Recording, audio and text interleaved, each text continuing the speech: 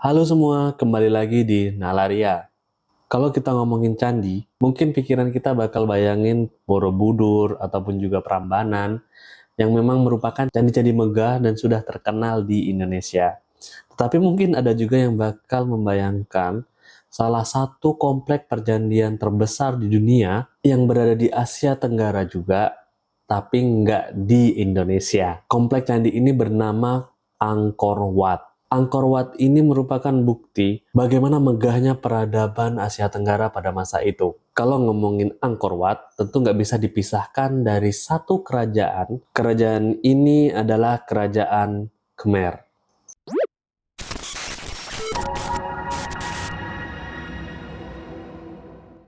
Kerajaan Khmer ini memang berada di negara Kamboja, tetapi luas wilayahnya sampai ke Thailand, Laos, dan juga ke Vietnam. Kalau dilihat dari peninggalan ataupun tulisan-tulisan kuno, dapat diindikasikan bahwa kerajaan Khmer ini sangat kental bercorak Hindu Wisnu Siwa di awal-awal berdiri kerajaan Khmer ini, yang kemudian pelan-pelan beralih menjadi Buddha Theravada. Kalau kita ngomongin masa-masa itu, tentu budaya Hindu-Buddha ini sudah sangat akrab dengan negara-negara ataupun kerajaan-kerajaan di Asia Tenggara. Karena pada masa itu, hubungan dagang sudah terjalin antara pedagang-pedagang India dan juga orang-orang yang berada di Asia Tenggara.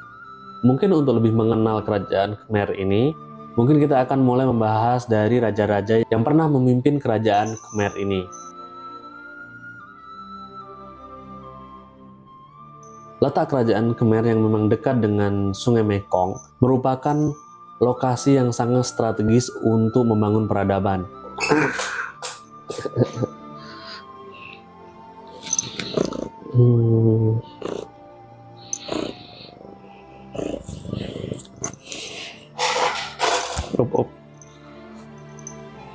Dulunya sebelum kerajaan Khmer ini ada, lokasi tempat berdirinya kerajaan Khmer ini merupakan wilayah kerajaan Chenla.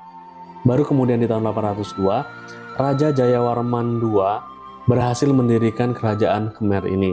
Ada cerita yang menarik sebelum Raja Jayawarman II ini mendirikan kerajaan Khmer. Dikatakan sebelum mendirikan kerajaan ini, Raja Jayawarman II ini pernah tinggal di Keraton Sailendra.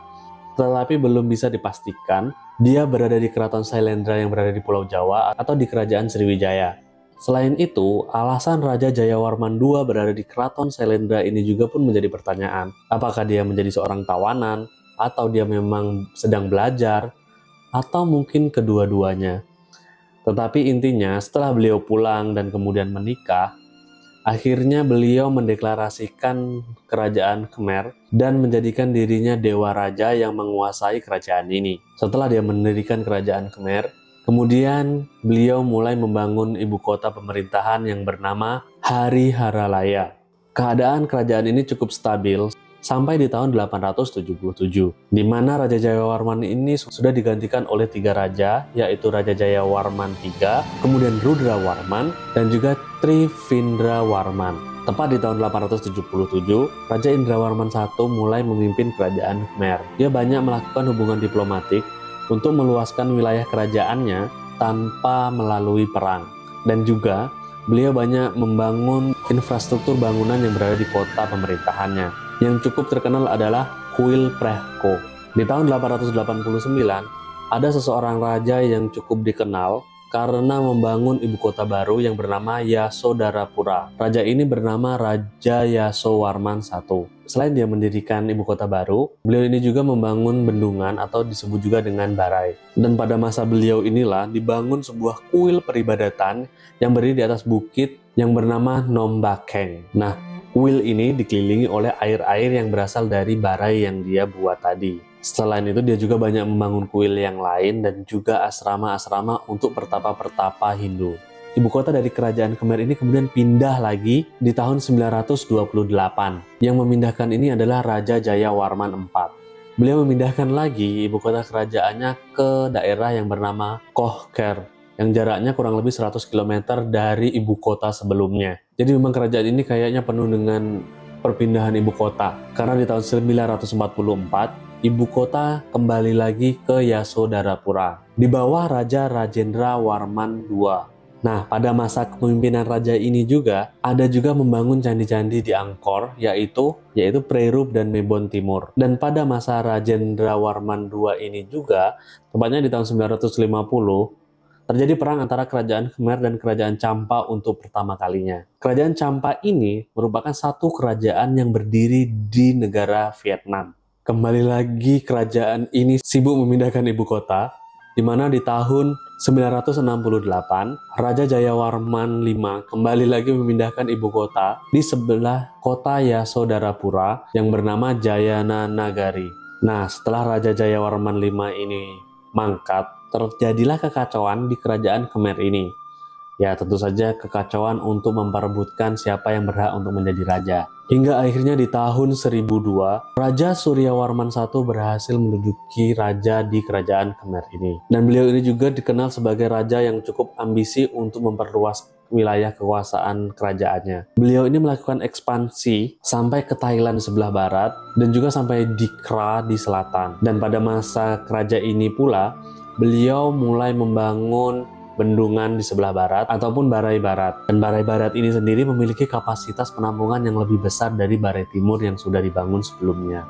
Memasuki abad ke-11, kerajaan Khmer ini mengalami ketegangan situasi politik dikarenakan perebutan kekuasaan kembali. Jadi raja-rajanya itu tidak ada yang bertahan lama karena ketika beliau menjabat menjadi raja kemudian digulingkan kembali diganti dengan raja yang lainnya. Hingga akhirnya di tahun 1113, Raja Suryawarman II berhasil duduk di tahta kerajaan Khmer ini. Beliau ini menjadi salah satu raja yang cukup disegani karena beliau ini berhasil mengalahkan kompetitornya dalam perebutan kekuasaan di kerajaan Khmer. Sampai-sampai hal tersebut juga ditulis di prasasti, bagaimana menggambarkan Raja Suryawarman II ini loncat ke gajah musuh dan kemudian memaksa musuh untuk menyerah. Hal ini dikatakan di prasasti tersebut dianalogikan seperti burung Garuda yang mencengkeram ular mangsanya. Banyak peninggalan yang dihasilkan oleh Raja Suryawarman II ini. Salah satunya tentu yang termegah yang kita bisa nikmati sampai pada masa ini yaitu Angkor Wat. Angkor Wat ini mulai dibangun pada masa Raja Suryawarman II ini. Awalnya Angkor Wat ini dibangun didedikasikan untuk Dewa Wisnu. Akan tetapi kemudian di awal abad ke-14 mulai berubah menjadi kuil Buddha Theravada. Raja Suryawarman II ini pun melakukan ekspansi untuk memperluas wilayah kerajaannya. Beliau ini menaklukkan kerajaan Mon yang berada di Haripunjaya ataupun di Thailand sekarang dan terus diperluas sampai ke barat hingga ke perbatasan kerajaan Pagan di Myanmar. Dan sedangkan ekspansi ke selatan, mulai dari kerajaan Melayu sampai dengan kerajaan Grahi yang kalau sekarang ini berada di salah satu provinsi di Thailand, yaitu Nakhon Si Thammarat. Selain itu, kerajaan Khmer ini juga melakukan ekspansi ke arah timur, yaitu menguasai kerajaan Champa yang berada di Vietnam. Di tahun 1150, Raja Suryawarman II ini mangkat dan hal ini menjadi salah satu lemahnya kerajaan Khmer. Selain karena permasalahan internal kembali yaitu perebutan kekuasaan dan juga ada serangan dari Champa, sehingga ada masa di mana kerajaan Khmer ini dikuasai oleh kerajaan Champa. Hingga akhirnya di tahun 1181, Raja Jayawarman VII berhasil mengusir kerajaan Champa dari wilayah kerajaan Khmer. Dan mulai dari saat itu, Raja Jayawarman VII mulai kembali menata kerajaan Khmer ini. Pada masa beliaulah, dikatakan oleh para sejarawan, kerajaan Khmer ini kembali mendapatkan masa keemasannya. Hal tersebut dikarenakan pada masa pemerintahan Raja Jayawarman VII ini, kerajaan Khmer berhasil mengalahkan kerajaan Champa di tahun 1203. Selain itu juga, beliau juga membangun kota yang berpagarkan tembok yang bernama Angkor Thom. Beliau juga membangun pusat budaya dan spiritual yang sampai saat ini terkenal yang bernama Bayon. Bayon ini memiliki menara-menara dengan dinding menyerupai wajah manusia. Selain itu, beliau membangun kuil Ta Prohm dan Pre Khan untuk mengenang kedua orang tuanya. Beliau juga membangun waduk Srah Sang,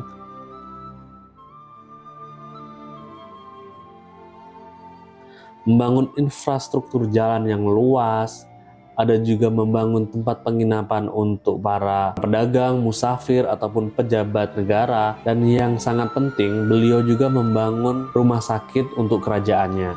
Masa pemerintahan Raja Jayawarman VII ini selesai di tahun 1206. Dari titik itu, kerajaan Khmer mulai melemah sehingga banyak wilayah-wilayah yang melepaskan diri dari kerajaan Khmer. Contohnya saja di Thailand dan juga kerajaan Champa. Selain itu, kerajaan Khmer ini juga mendapat ancaman dari luar, yaitu ekspansi yang dilakukan oleh bangsa Mongolia di bawah kekuasaan Kubilai Khan. Kehidupan masyarakat dari kerajaan Khmer ini dipenuhi dengan perayaan-perayaan hampir sepanjang tahun. Dan tentunya musik dan tarian sudah menjadi bagian yang tidak terpisahkan dari seni budaya kerajaan Khmer ini.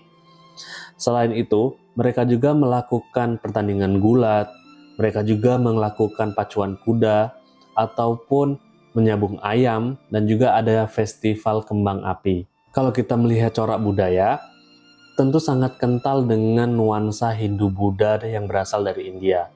Karena pada masa itu, banyak pedagang-pedagang dari India yang juga memperkenalkan budaya-budaya Hindu-Buddha. Selain itu juga, kerajaan Khmer ini memiliki hubungan yang sangat intens dengan kerajaan-kerajaan di Jawa ataupun kerajaan Sriwijaya. Hal tersebut tentu mempengaruhi budaya dua kerajaan tersebut. Beberapa peneliti menyebutkan hal tersebut dapat dilihat dari bagaimana candi-candi di Angkor Wat ini sangat mirip dengan Candi Prambanan di Indonesia. Tetapi relief-reliefnya memiliki tema yang serupa dengan relief yang berada di Candi Borobudur. Itulah kerajaan Khmer yang berada di Kamboja. Kerajaan ini memiliki hubungan dengan kerajaan-kerajaan di Nusantara. Salah satunya tentu dengan kerajaan Sriwijaya yang juga di masa yang sama yang menguasai Semenanjung Malaya. Kayaknya cukup sekian video kerajaan Khmer ini. Kalau teman-teman mau nambahin ataupun mau ngoreksi dan juga punya pendapat yang lain, silahkan tulis aja di kolom komentar untuk kita berdiskusi. Kalau kalian punya saran, kritik, ataupun masukan, jangan lupa tulis juga sekalian di kolom komentar ya. Bagi teman-teman yang suka dengan video ini, jangan lupa subscribe, like, dan share video ini.